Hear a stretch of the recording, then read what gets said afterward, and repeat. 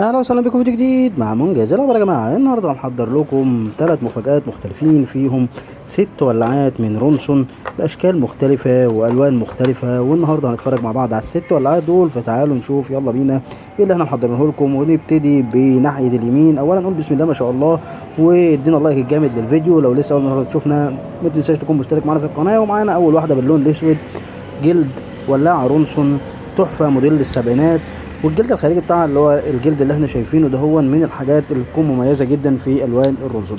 الولاعه الرونسون زي ما احنا عارفين ولاعه رونسون انجليزي، مكتوب عليها من هنا كده رونسون. لو مش واضحه في الصوره فهي واضحه في الولاعه.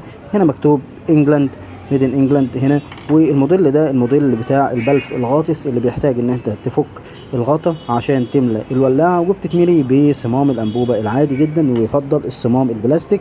لو كان عندك الصمام المعدن طبعا ان انت هتستخدم بلف من البلوفه البلاستيك اللي بتكون موجوده جوه الغطا بتاع الصمام بتاع الانبوبه.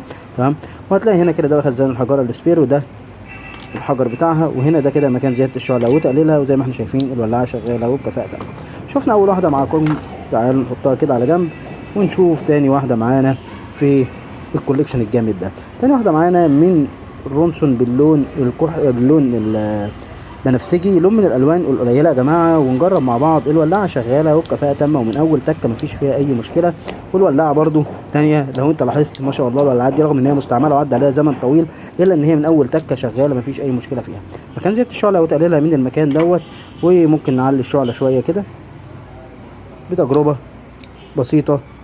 ده مكان زياده الشعله وتقليلها، والولاعه شغاله وبكفاءه تامه. مكان تغيير الحجر منين؟ من جوه هنا كده هنلاقي مكان تغيير الحجر، وهنا ده خزان الحجاره السبير. مكان الملو منين؟ من تحت هنا بصمام الانبوبه العادي البلاستيك او المعدن. هتملى الولاعه، والولاعه شغاله مفيش فيها ادنى مشكله، ومكتوب عليها رونسون انجلاند، والدنيا تمام مفيش اي حاجه. تعالوا نشوف كده مع بعض تالت واحده معانا من ولاعات رونسون باللون الاسود. ولاعه رونسون باللون الاسود، حاله خارجيه برضو زي ما احنا شايفين جميله جدا، والولاعه شغاله ومن اول تكه مفيش فيها ادنى مشكله. هنشوف كده مع بعض مكان الملو بتاعها من تحت هنا. خد بالك ان ولاعات الرونسون كل واحده ممكن يكون ليها طريقه ملو مختلفه، عشان هي اصداراتها كتير، وكل واحده كانت بتكون بفكره مختلفه. مبدئيا مكتوب عليها رونسون ميد ان انجلاند زي ما احنا شايفين، وطريقه الملو بتاعتها هنا سهله جدا. نص لفه كده هنفتح هنلاقي مكان الملو بتاعها اهو.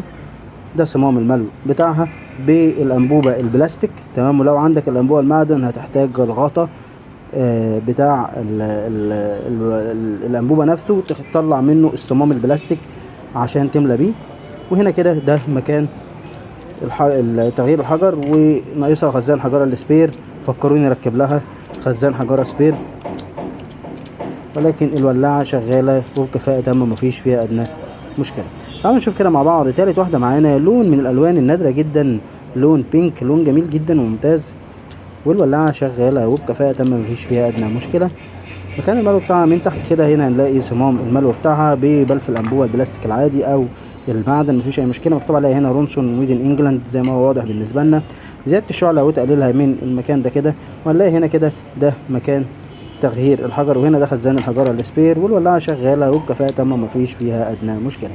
يلا تعالوا نشوف كده مع بعض خامس واحده معانا في الكوليكشن ده من رونسون. ولاعه رونسون باللون النبيتي، جلد خارجي من بره لونه برضو نبيتي زي ما احنا شايفين. حاله خارجيه جميله جدا وممتازه ومفيش فيها ادنى مشكله، بتشتغل من اول تكه. من تحت هنا كده مكتوب على رونسون انجلاند، وده مكان الملو بتاعها بصمام الانبوبه البلاستيك. مش هينفع معاها صمام المعدن، لازم لو هتركب الصمام المعدن يبقى تركب لها غيار من غيارات الانبوبه. هنا ده كده مكان تغيير الحجر، وهنا خزان الحجاره السبير. والولاعه شغاله وبكفاءه تامه مفيش فيها ادنى مشكله.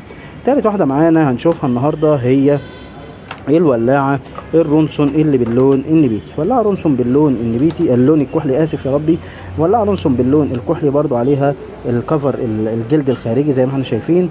ولاعه ممتازه جدا جدا مفيش فيها ادنى مشكله، وشغاله وبكفاءه تامه. ومكان زياده الشعله او تقليلها من المكان ده. اما مكان تغيير الحجر من جوه هنا كده ده مكان تغيير الحجر، وهنا ده خزان الحجاره السبير. وطريقه الملو بتاعتها برضو سهله جدا. نص لفه كده هتفتح هتلاقي مكان الملو بتاعها، ونص لفه تانية تقفل وتضغط عشان تقفل على مكان الملو. والولاعه شغاله وبكفاءه تامه مفيش فيها ادنى مشكله. دي كده كان الكوليكشن اللي معانا النهارده. وتعالوا كده ننوعه مع بعض، 3 من المعدن 3 اسف من جراب جلد، و3 من الالوان العاديه. ولو عجبك الفيديو طبعا ما تنساش دوس لايك سبسكرايب على صفحه عننا واشترك في القناه، واشوفكم فيديو جديد. نسيت اقول لك على حاجه مهمه. اقول لك على ايه؟ رايك يهمني. ما تنساش طبعا لايك سبسكرايب. اشوفكم فيديو جديد. سلام.